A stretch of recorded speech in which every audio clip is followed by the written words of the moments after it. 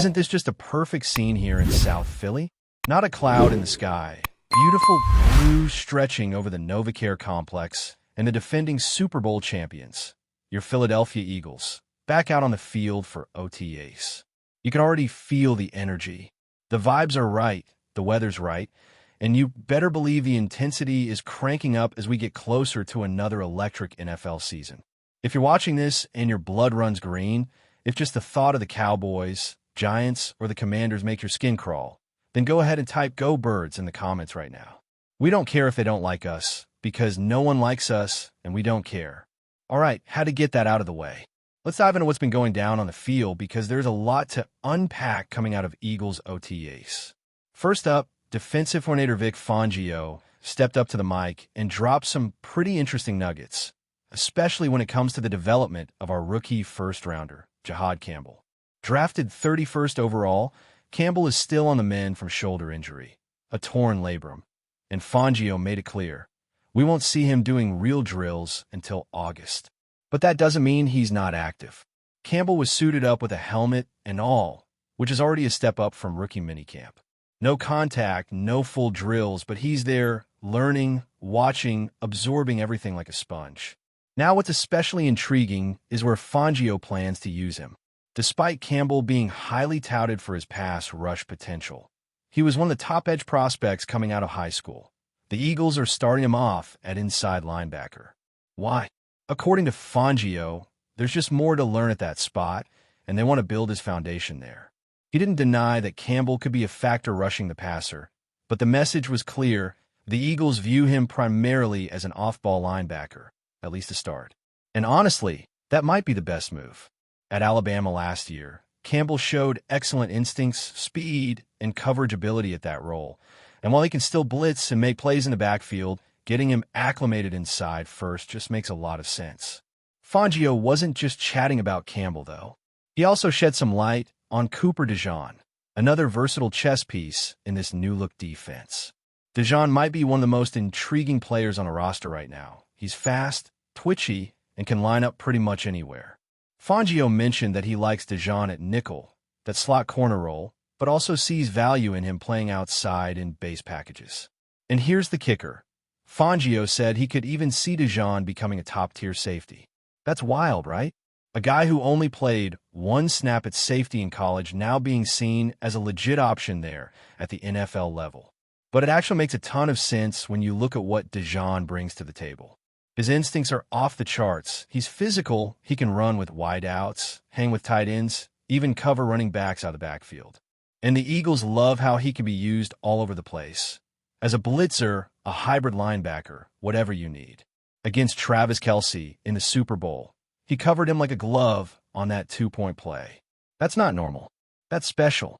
So while the nickel spot seems to be DeJean's to lose, there's real competition building at other positions too. Outside cornerback reps are being shared among a few names during these OTAs. Khalil Ringo has been running with the starters. Adoree Jackson is in the mix. And don't forget about Eli Ricks, the lanky, undrafted free agent who's been turning heads lately. He's getting some first-team looks as well. But maybe the biggest win of the offseason was landing Quinyon Mitchell. The Eagles traded up with Washington to grab him, and now he and DeJean are looking like foundational pieces for the secondary. Mitchell, in particular, was one of the highest-graded rookie corners last season, and now he's being counted on not just to lock down one side of the field, but also to step up as a vocal leader heading into his second year. Now, with Avonte Maddox gone, he's in Detroit now. That opens up another door for someone to grab that backup nickel job. Perry Nickerson's been getting some looks there, and so has DeJean's former college teammate, McWilliams, who the Eagles drafted out at UCF. McWilliams ran in the 4.3 range and primarily played on the outside at UAB in Central Florida, but most scouts seem to think he's better suited to the inside at the pro level. That battle's definitely one to watch when training camp heats up. Let's shift over to safety because there's a real battle brewing there too. Reed Blankenship is locked in as one of the starters, and he's probably one of the most underrated defenders in the entire league. Next to him, though, it's wide open. Vic Fangio says it's going to take training camp and preseason games to figure that one out. Sidney Brown is in the mix. So is second-round pick Andrew Mukuba out of Texas. Tristan McCullum's another name Fangio brought up. And even Andre Sam, the former LSU product, is getting serious consideration. Sam's been around this team for a couple years now, and the coaching staff clearly likes what he brings. Sidney Brown got some love from Blankenship himself, who joked that Brown plays like Crash Bandicoot, just flies around and crashes into everything. Honestly, that's a pretty spot-on description. He's a missile. Not always the cleanest technique, but he's physical, aggressive, and not afraid to stick his nose into the action. Mukuba, on the other hand, has a different vibe. People say he's small, but he doesn't play small. Fangio noted how he's looked a little bigger than expected during OTAs, and that he's really showing off his ball skills and range. He played mostly deep safety at Texas last year and looked super comfortable doing it. That transition seems to be going well.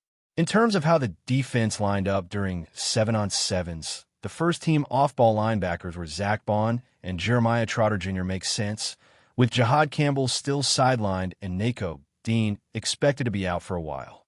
Quinyon Mitchell held down the left corner spot, Cooper DeJean was on the right, and at safety, it was mostly Sidney Brown and Reed Blankenship.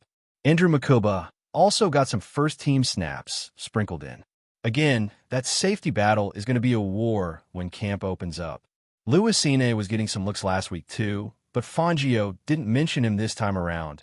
Could be reading too much into that, but still worth noting. Speaking of Nico Dean, Fangio confirmed that he won't be back for a while.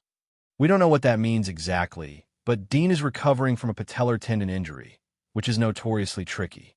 It involves the knee and the quad, and if you rush back from that, you risk re-injury, and that could be disastrous. Dean said he's ahead of schedule, but don't expect to see him early in the season. Last year, he didn't suit up until week 6 because of injuries in camp. So don't be surprised if it's Bond and Trotter Jr. starting against Dallas in the season opener. Let's flip to the offensive side for a second. It's looking more and more like Tyler Steen's job to lose at right guard. With SUA Opeta now with the Chargers, Steen has been taking all the first-team reps, and the Eagles are clearly hoping that investment, a third-round pick from a couple drafts ago, pays off. On the line, Jordan Davis has been making headlines as well. Fangio said he's in the best shape of his NFL career, and Davis himself admitted he became obsessed with Peloton workouts late last year. He started dialing in his conditioning, and you could see it paying off in the postseason. Pro Football Focus gave him an overall grade of 86.8 in the playoffs, second best among all defensive tackles. His pass rush grade? 90. That's elite territory. And I know there were concerns when he came out of Georgia. At 6'6" and 340 pounds, there were questions about whether he could be a 3-down player. Early on, it felt like he was only on the field for rundowns. But late last season, something clicked.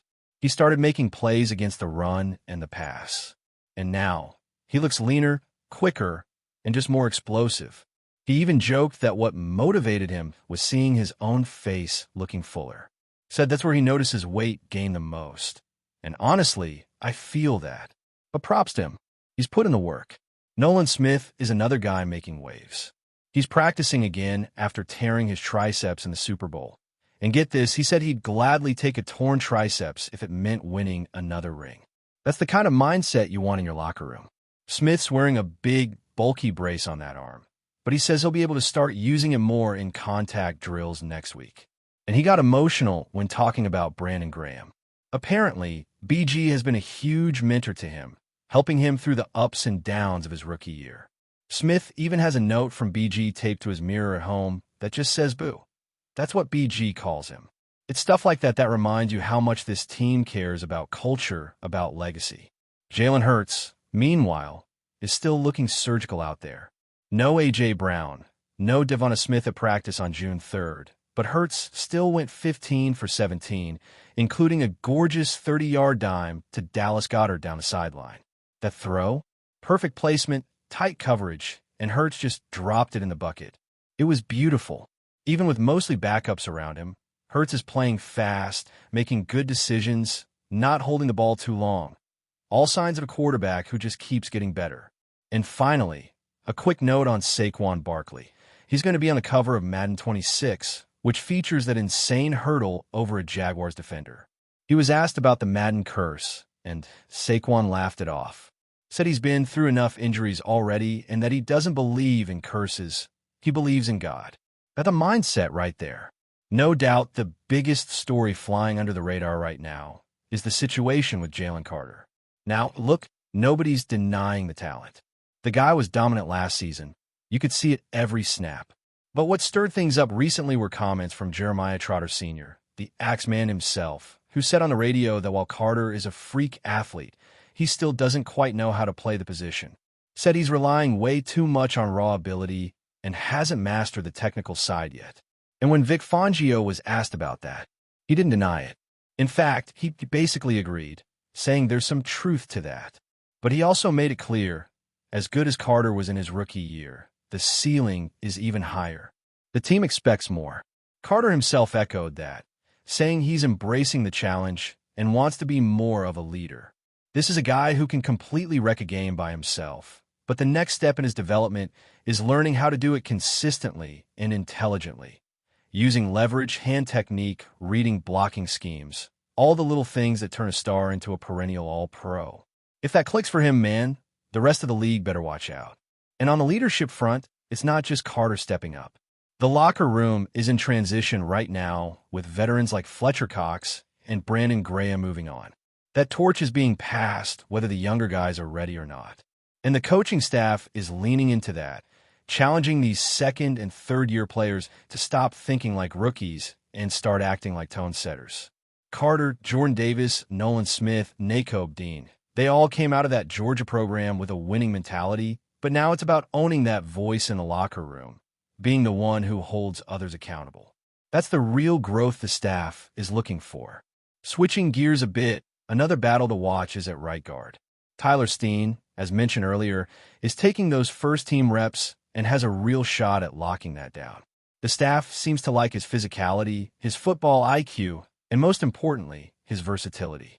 Steen played both tackle and guard in college, and while there were some growing pains early on, he's now had a full offseason to get stronger and refine his footwork. With SUA, Opeta gone, and Jack Driscoll mostly viewed as a depth piece, it really feels like this is Steen's job to lose. And the coaching staff clearly wants to see him grab it and not look back. Now, while we're talking offensive line, you can't not mention Jeff Stoutland. The guy is basically an institution at this point. There's a reason why offensive linemen come to Philly and immediately level up. It's because Stoutland drills fundamentals and technique like no one else. The way he's been working with Steen and some of the rookies is intense. Even in walk throughs, you can see him coaching up every single rep. And that kind of attention to detail is what separates the Eagles line from the rest of the league year after year. Whether it's pass protection or run blocking, this unit is always elite, and it's no accident. Steen developing into a reliable right guard would just be the next chapter in the Stoutland legacy. On the offensive side, beyond Hurt's precision, there's real intrigue around how the wide receiver room is going to shake out behind the obvious top two. With A.J. Brown and Devonta Smith not participating in some of these practices, it's given a lot of run to the depth guys. Names like Joseph Ngata, John Ross, and even rookies like Johnny Wilson from Florida State. And to be honest, some of these guys are making the most of their reps. Wilson, especially, has turned heads. At 6'6", he's a matchup nightmare in the red zone. And while he's still raw in his route running, you can't teach that size and catch radius. Not as another one who's flashing more consistency. Last year, he was kind of buried on the depth chart, but he's had a full year in the system now and looks more comfortable in his routes and timing with Hurts. Defensively, the D-line rotation continues to be one of the most fascinating pieces of this team. With Carter, Davis, and Milton Williams anchoring the interior, and guys like Josh Sweat and Hasten Reddick flying off the edge, the Eagles are stacked again. The one wild card remains Nolan Smith. If he takes that next step, becomes a consistent disruptor, then this front four becomes absolutely terrifying. And the early signs are promising. Even with that bulky brace on his arm, Smith's been active, moving well, and showing the kind of burst that made him a first-round pick. Linebacker remains the biggest question mark, though, until Jahad Campbell is cleared and Nico Dean is fully healthy. This unit is thin on proven production. Zach Bond and Jeremiah Trotter Jr. are solid players, but both are still developing.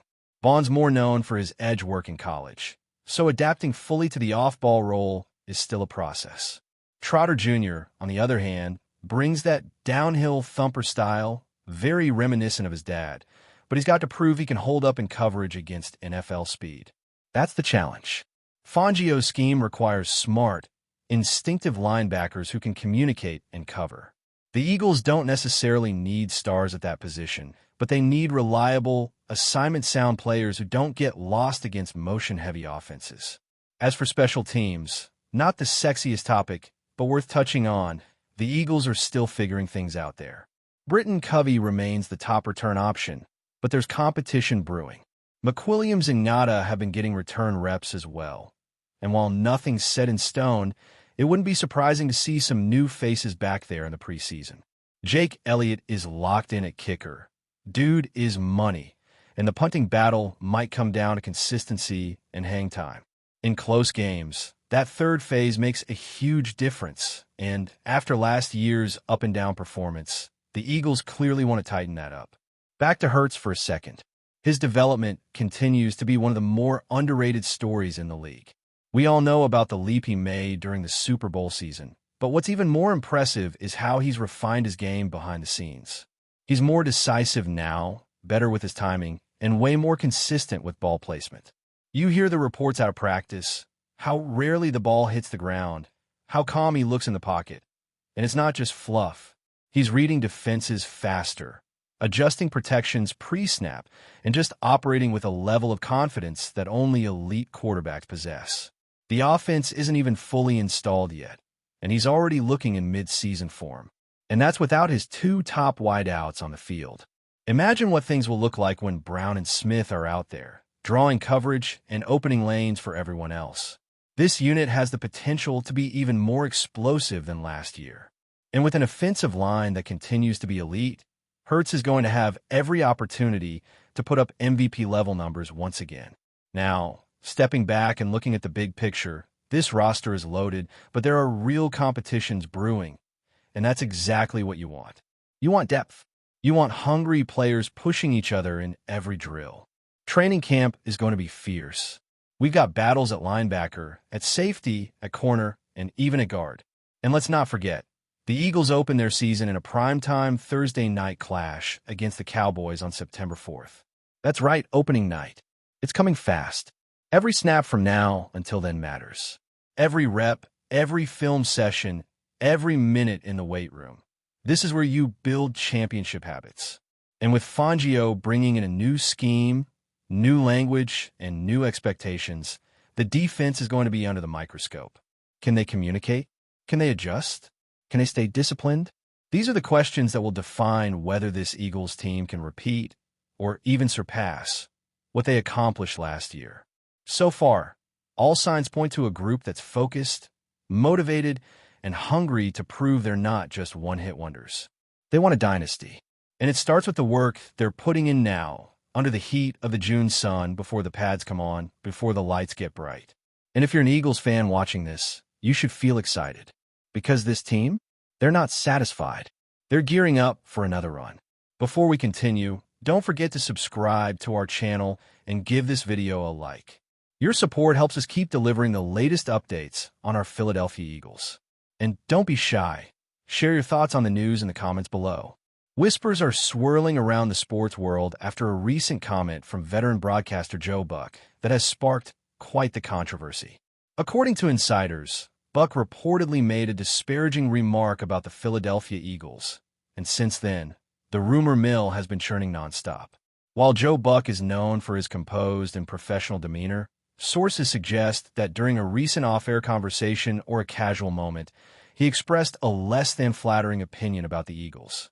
Though the exact words remain unclear, the tone of the comments reportedly didn't sit well with Eagles fans or even some within the sports broadcasting community.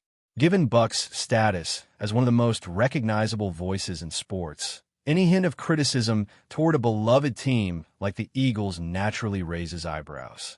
Speculation is growing about what might have prompted Buck's alleged remarks. Some insiders hint It could be frustration over the Eagles' recent performances, or perhaps a reaction to certain players or coaching decisions. Others suggest that it might have been a slip during a candid moment, not meant for public consumption, but inevitably leaked into the public sphere. The mystery behind the timing and motivation of these comments only adds fuel to the fire. The Eagles fan base, known for their passionate support and loyalty, has reportedly taken these rumors seriously, with chatter erupting on social media platforms. Fans are debating whether Buck's rumored criticism holds any truth or if it's simply blown out of proportion by the media. Meanwhile, some sports analysts are weighing in on what impact, if any, these words might have. Though no official statement has come from Joe Buck or the broadcasting networks he's affiliated with, the buzz continues to grow. Some speculate that if confirmed, such comments could affect Buck's assignments or his rapport with players and coaches who are fans of the Eagles. Others believe this could all be just a fleeting rumor, typical in the high-stakes world of sports commentary, where every word is dissected and analyzed. For now, the story remains in the realm of speculation, with eager fans and commentators waiting for more concrete information. Is this a genuine sign of tension between one of sports' most famous voices and the Eagles, or just another case of media rumor spiraling out of control? Only time will tell, but the buzz around Joe Buck and his supposed criticism of the Philadelphia Eagles is sure to keep the sports community talking for a while. That's it for this update. If you enjoyed the video and want to stay updated with exclusive news about our Philadelphia Eagles, be sure to subscribe to our channel and hit that like button. We can't wait to hear your thoughts in the comments. See you in the next video.